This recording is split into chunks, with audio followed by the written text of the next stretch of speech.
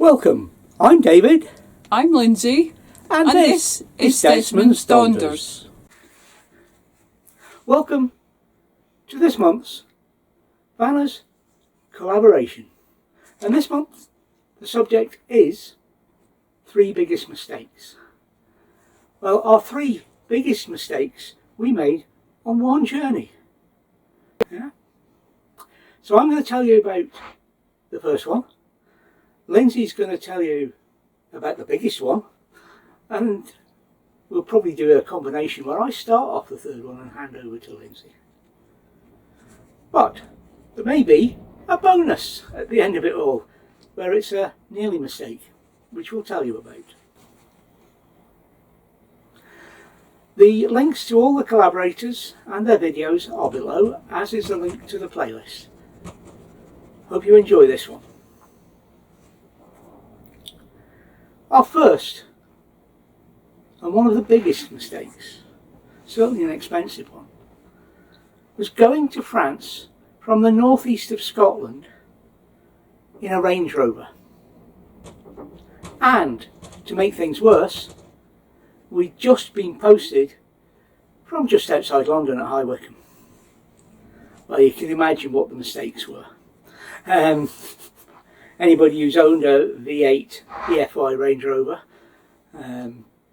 it just couldn't pass petrol stations. It had to stop and have a look at them. Range was less than 200 miles on the tank, and less than 200 miles when you popped a big van on the back.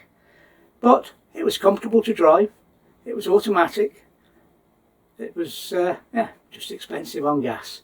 So that was a mistake. You can imagine how much fuel it cost us to get down to central France. Lindsay. The second mistake was going away with friends that we'd rallied with for 3 years. We thought we knew them. Oh boy, we didn't. It's very difficult going on holiday with a control freak, and I'm not talking about me, I'm talking about somebody else. We hadn't been to France before with a caravan. We'd been to France on a honeymoon years before that, and we said if we did it, we needed their guidance and help as to what to do. Their idea of a holiday is to spend 2 weeks on a beach. That's my idea of hell. I love the sea, I hate sand, and the idea of sitting on a beach all day, I'd rather stay at home and watch paint dry. So we followed them for the first week. We went everywhere they went, and the second week we decided, nope, I don't want to spend another day on the beach.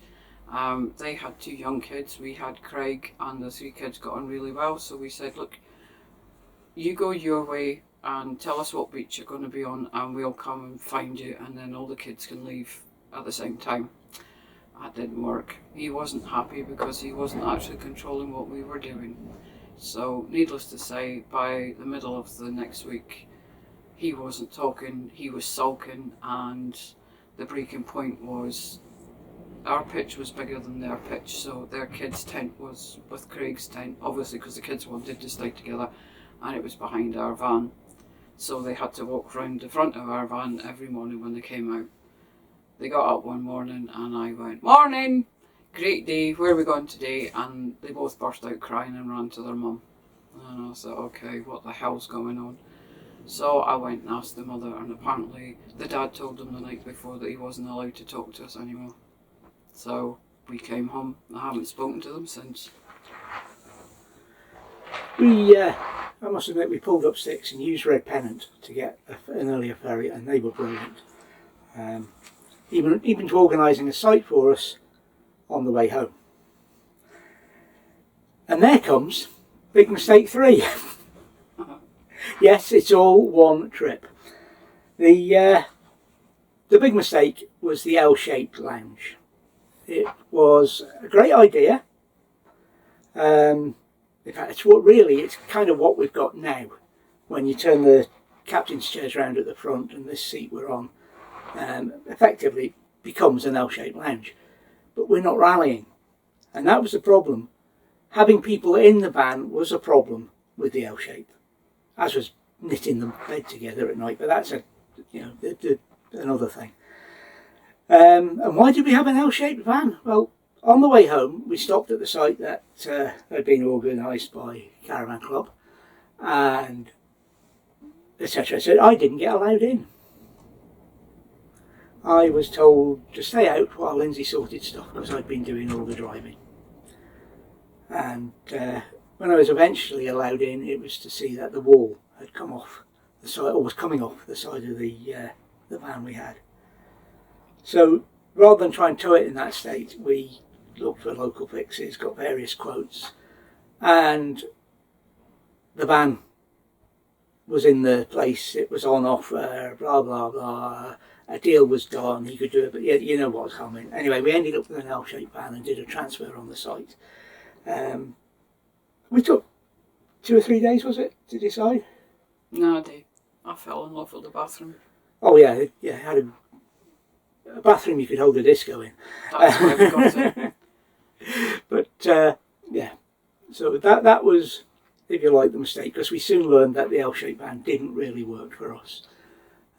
Except on your 40th birthday, we ended up with 27 people in it. God knows how, but we ended up with 27 people because I kept forgetting how many people I didn't ask back to the van, and they all turned up, and I thought, okay, where are we going to put them all?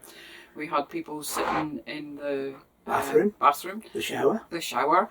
We had them sitting, standing, and any time somebody wanted to leave, about 6 people had to get out so the other person could get out, and David was sitting beside the very large window, which was another thing that we thought was really bonny on the L-shape, was the fact you had this huge, great big window. And he said, if I want out, I'm just going to open the window and jump out. So, no, the L-shape wasn't a good idea because you put bums on seats and you think, yeah, you could get 6 bums on here, but unfortunately bums come attached with legs, and the legs was the problem. So the L-shape wasn't a good idea. It really wasn't, but we kind of had a shit holiday, and we just ended up making even more shit by buying the wrong van. No, we had that for 2 or 3 years and it did its thing. It was not really what we needed. Yeah. Okay, the nearly a mistake. Well, as we left the site, we hadn't fueled up or anything for the run up and home to fill up. We're going to fill up near Calais and get across to Dover and as far north as we can on cheap French fuel. Well, that didn't quite go to plan. We were a little bit late as we passed the station on the motorway, and it was closed. We rotated, we went round through Calais. I don't think you can do that these days with what's happening there. We went through Calais looking for petrol stations there, all shut.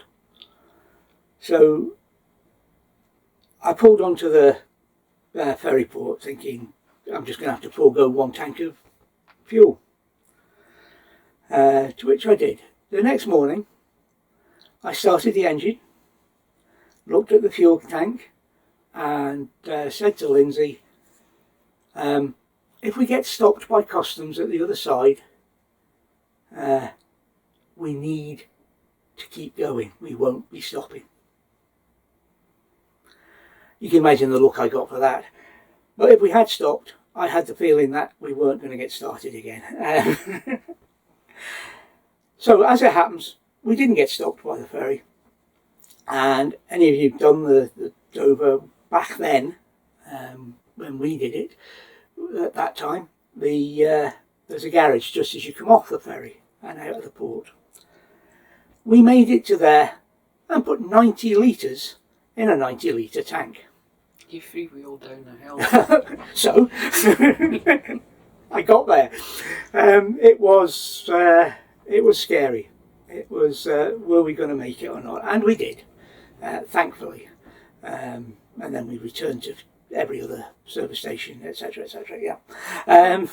It was an amazing trip, all in all, with the mistakes that were made during it. It could have been all one big mistake, but there were some good points. And maybe there'll be a good things that came out of Big Mistakes video coming up. I don't know. The Range Rover ended up being converted to run on LPG, which was done after the holiday because we decided it was cheaper to have it on that than have it running on bloody petrol. And the cost of the fuel to go down to where we were and back again was just under £1,000, and that was 20 odd years ago. And so 27 years ago. 27 years ago. So £1,000 in fuel then. Yeah. Ouch. Anyway, this has been our input to the Banners collaboration. Hope you enjoyed it. You'll watch the other videos in the playlist, and we'll see you next time. Bye. Thank you for watching Desmond's Donders. And remember, please take nothing but memories and leave nothing but tracks.